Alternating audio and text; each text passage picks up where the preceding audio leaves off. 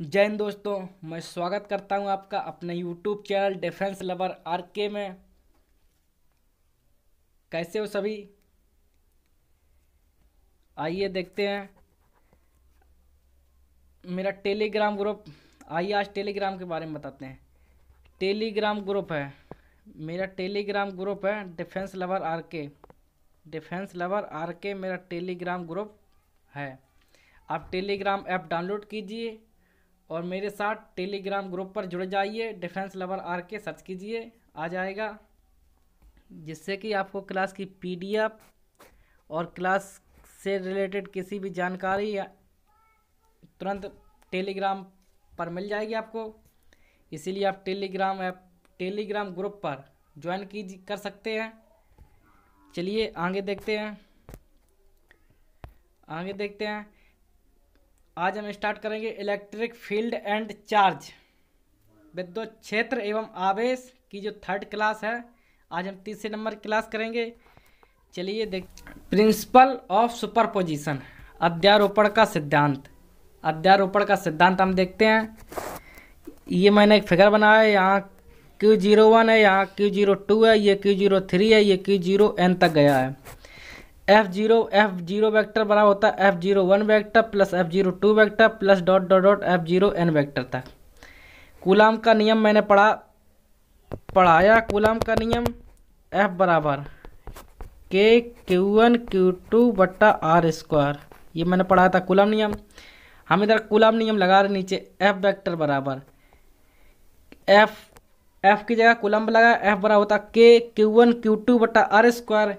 Q1 की जगह है Q0 और Q2 जगह है Q1 अपॉन R स्क्वायर जगह है R01 का square into R0 cap plus K की जगह Q1 की जगह Q0 है और Q2 की जगह Q2 है अपॉन R02 का स्क्वायर इंटू R02 का cap plus dot dot dot n पदों तक गया है। KQ0 है यहाँ कॉमन, तो मैंने KQ0 कर लिया कॉमन।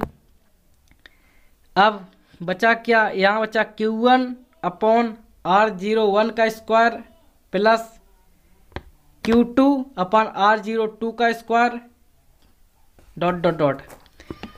यदि I बराबर हमने 1 मान लिया तो I बराबर 1 से लेकर I बराबर n तक गया है। अगर QI लिखा है, अगर हम I की जगह 1 लिख दें तो क्या है? Q1 अपॉन Q01 का स्क्वायर इंटू R01 का कैप। अगर प्लस करेंगे वैसे ही फिर सीरीज चलती जाएगी। यानी ये आया मेरा पूरा फॉर्मूला निकल के। ये ज़्यादा इम्पोर्टेंट नहीं है, बस बेसिक है, बता दिया ऐसे ही। चलो आगे देखते हैं।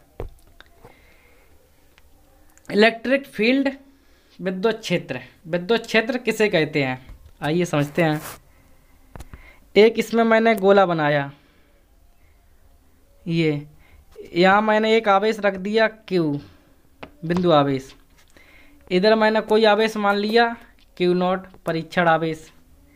यदि हम इस आवेश को, परीक्षण आवेश को इस आवेश में लाएंगे यानी बिंदु आवेश में लाएंगे तो इस पर एक बल कार्य करेगा, यानी बल अनुभव होगा। एक बल अनुभव होगा, जो बल अनुभव होगा तो हम समझ जाएंगे यहाँ एक विद्युत क्षेत्र है, यहाँ ये एक विद्युत क्षेत्र है, ये हम समझ जाएंगे यदि बल अनुभव होगा। आए समझे?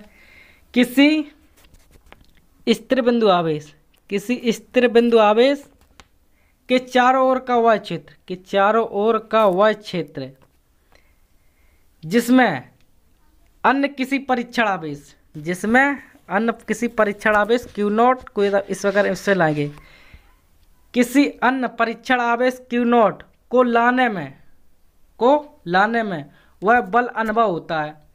यहाँ यदि हम इस परीक्षण आवेश को लाएंगे तो हमें एक बल अनुभव होगा, एक फोर्स अनुभव होगा, फील होगा। तो हम समझ जाएंगे यहाँ कोई विद्युत क्षेत्र उत्पन्न है, यानी विद्युत क्षेत्र यहाँ विद्यमान है। आया समझ में? यहाँ तक समझ में आया? चलो आगे देखते हैं। आगे दिया intensity of electric field. Intensity of electric field, विद्युत क्षेत्र की तीव्रता। विद्युत क्षेत्र की तीव्रता समझते हैं। विद्युत क्षेत्र की तीव्रता किसे कहते हैं? किसी विद्युत क्षेत्र में रखे परीक्षण आवेश पर लगने वाला बल F तथा परीक्षण आवेश Q0 का अनुपात विद्युत क्षेत्र की तीव्रता कहलाती है। आइए देखते हैं।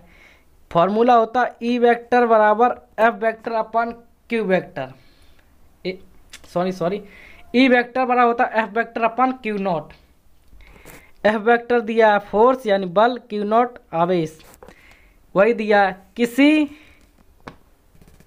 विद्युत क्षेत्र में रखे परीक्षण आवेश पर लगने वाला बल एफ, तथा परीक्षण आवेश क्यू नॉट के अनुपात को विद्युत क्षेत्र की तीव्रता कहते हैं। आया समझ में। एफ ई बराबर होता है एफ अपन क्यू। यदि हम एफ बराबर निकालेंगे तो यहाँ क्यू नॉट का हो जाएगा गुणा, तो है एफ वेक्टर बराबर Q not E vector.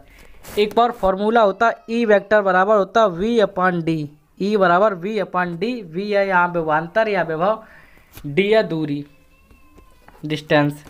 Note, परीक्षण आवेश का मान बहुत छोटा होना चाहिए।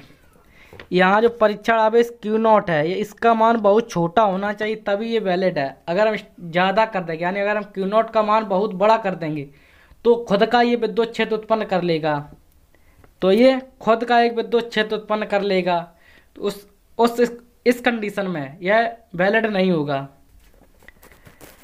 यानी इस कंडीशन में ये वैलिड नहीं होगा। जैसे समझते हैं, जैसे मैंने ये बनाया गोला, यहाँ एक बिंदु आवेश है, यहाँ एक बिंदु आवेश है क्यू मान लो मैंने, और ये मान ला मैंने क्यू नॉट। यदि हम इस क्यू नॉट को बड़ा रख देंगे, यदि हम इसका मान बड़ा कर दें, जैसे इसका मान मैंने 2 कर दिया, इसका मान मान लो 1 है, तो ये बड़ा हुआ तो ये खुद अपना एक विद्युत क्षेत्र उत्पन्न कर लेगा।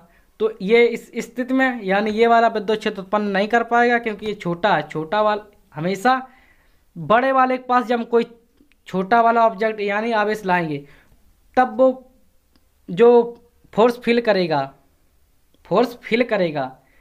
उसी को हम कहते हैं विद्युत क्षेत्र।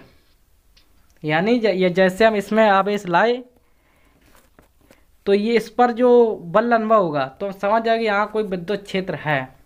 इतना समझ में आया? चलो आगे देखते हैं। अगर पूछ दे इलेक्ट्रिक फील्ड इंटेंसिटी, विद्युत क्षेत्र की तीव्रता कैसी राशि है, तो वो सदिश राशि है। अगर पूछ दे यूनिट होती है न्यूटन प्रति कूलम। ई बराबर होता एफ बट्टा क्यू नॉट, न्यूटन प्रति कूलम आ गया यहाँ से, एन अपन सी होता है कूलम। यदि हम एक और फॉर्मूला होता है ई बराबर होता है वी बट्टा डी। वी होता है विभवांतर को हम वोल्ट से प्रदर्शित करते हैं, यानी मात्रक हो गया वोल्ट। डी हो गया डिस्टेंस का मात्रक हो गया मीटर, यानी वोल्ट प्रति मीटर। क्लियर? चलो आगे देखते हैं।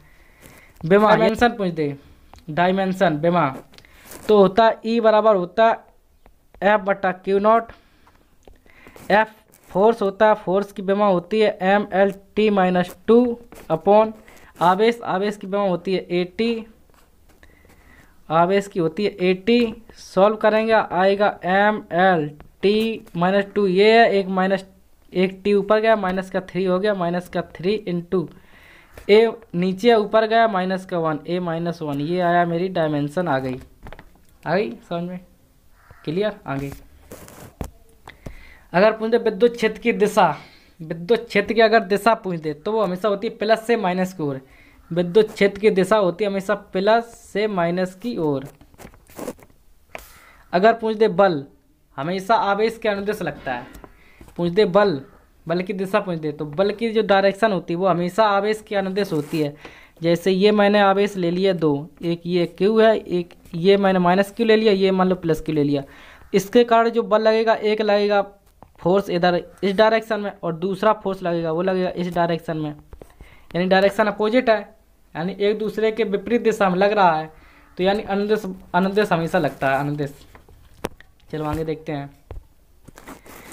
ये रिपीट हो गया, चलो कोई नहीं, ये इम्पोर्टेंट है, याद कर लेना। ये विद्युत क्षेत्र की दिशा पूछी है तो विद्युत क्षेत्र की दिशा होती है हमेशा प्लस से माइनस की ओर। क्लियर? अगर पूछ दे प्लेटों के लिए विद्युत क्षेत्र की दिशा, अगर पूछ दे प्लेटों के लिए विद्युत क्षेत्र की दिशा तो वो भी होती है प्लस से माइनस की ओर, प्लस से माइनस की ओर। चलो आगे देखते हैं। ये इलेक्ट्रिक फील्ड लाइंस यानी विद्युत क्षेत्र रेखाएं ये बनी हुई है। इस पर एक बल है एफ वेक्टर बराबर Q not E vector, F vector बराबर क्यू नॉट ई वेक्टर। और दूसरी तरफ ये विद्युत क्षेत्र रेखाएं बनी है और इस पर जो बल लग रहा है वो F वेक्टर बराबर माइनस का Q not E vector, minus का Q नॉट E वेक्टर।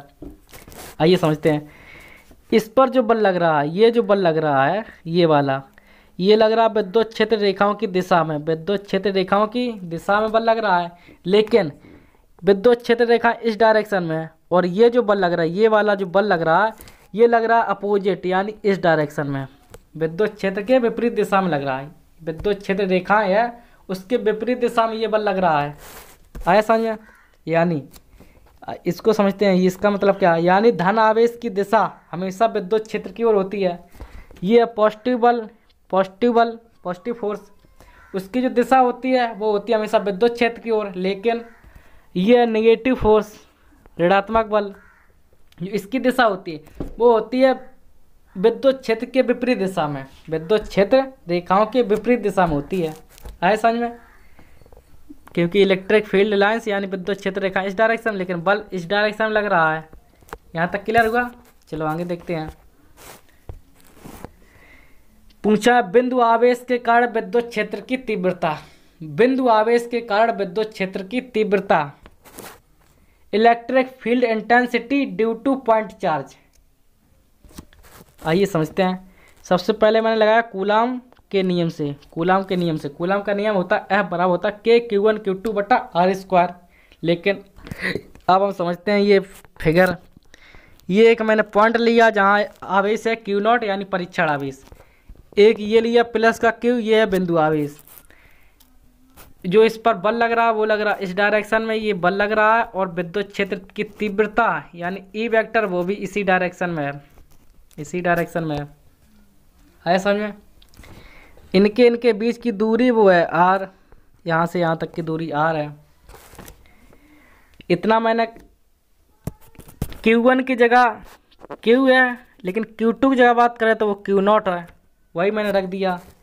यहाँ क्या था, F बराबर था K/Q1/Q2/R², लेकिन Q1 की जगह है Q और Q2 की जगह है Q नॉट, तो मैंने कर दिया यहाँ KQ/Q0/R², KQ/Q0/R²।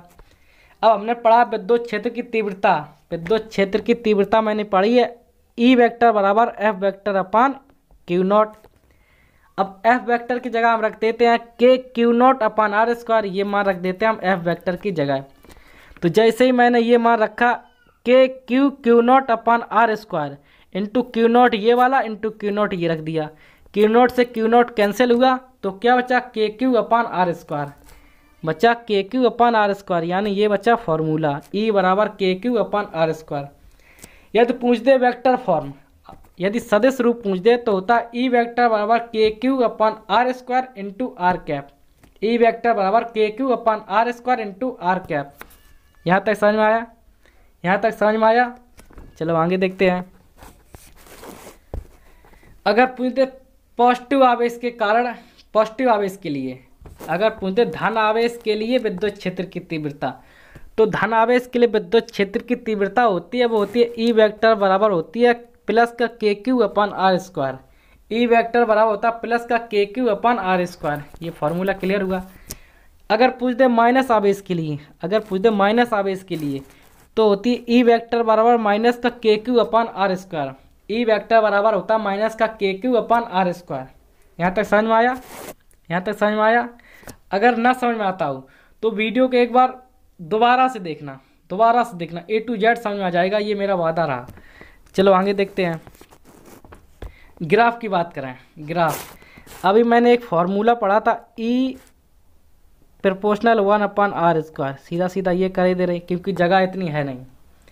फॉर्मूला तो था E बराबर KQ/R², लेकिन हमें रिलेशन मतलब है E और R से हम का हमें रिलेशन निकालना है, तो हमने K को कर दिया कांस्टेंट, K को भी कांस्टेंट कर दिया अपॉन R² में रिलेशन निकाल लिया। तो जो E वेक्टर ये रहा, E वेक्टर ये है R, इसका जो ग्राफ बनेगा वो थोड़ा थोड़ा यानी परवलय आकार का बनेगा, परवलय आकार का बनेगा। लेकिन अगर हम पूछते हैं E प्रोपोर्शनल 1/R² के अगर बीच ग्राफ पूछते हैं, E प्रोपोर्शनल 1/R² के बीच ग्राफ पूछे तो वो बनेगा स्ट्रेट लाइन, तो वो बनेगा स्ट्रेट लाइन यानी इस डायरेक्शन बनेगा। ये रहा ई, ये रहा 1/r², लेकिन और जो इधर ये बना था, ये बना ई और आर के बीच में बना है, इसीलिए ये होता परवलय और ये होता स्ट्रेट लाइन। समझ में आया? समझ में आया? चलो आगे देखते हैं।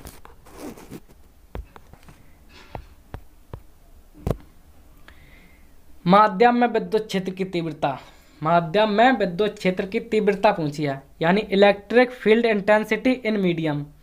माध्यम में विद्युत क्षेत्र की तीव्रता EM, M4 होता मीडियम, माध्यम में विद्युत क्षेत्र की तीव्रता बराबर E/K।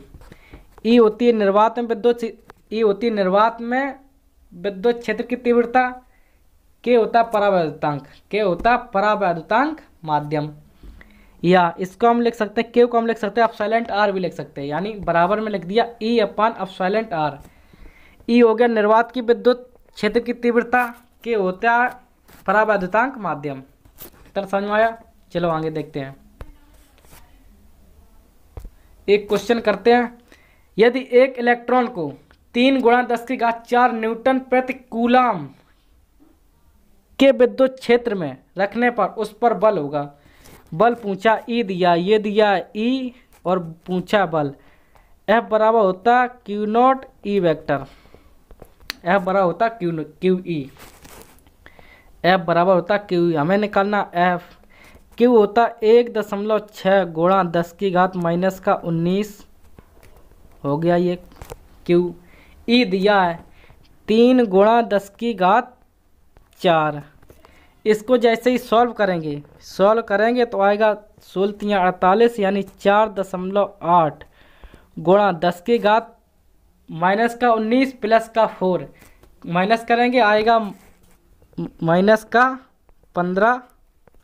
-15 क्या आया? न्यूटन। इतने न्यूटन आंसर आ गया। इतना समझ में आ गया?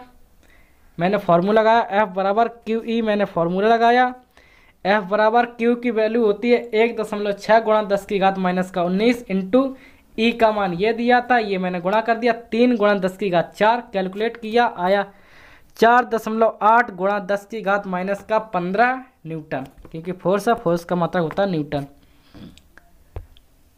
ये सॉल्यूशन दिया है यहाँ। चलो आगे देखते हैं। तो आज बस इतना ही रखते हैं। नेक्स्ट क्लास हम कल करेंगे। कल पूरा चैप्टर फिनिश हो जाएगा, कल पूरा चैप्टर हम फिनिश कर देंगे और परसों से हम स्टार्ट करेंगे इसकी प्रैक्टिस स्टार्ट करेंगे। प्रैक्टिस क्वेश्चन जो है वो परसों से हम स्टार्ट करेंगे। तो चलिए आज के लिए बस इतना ही। जय हिंद, जय भारत, वंदे मातरम।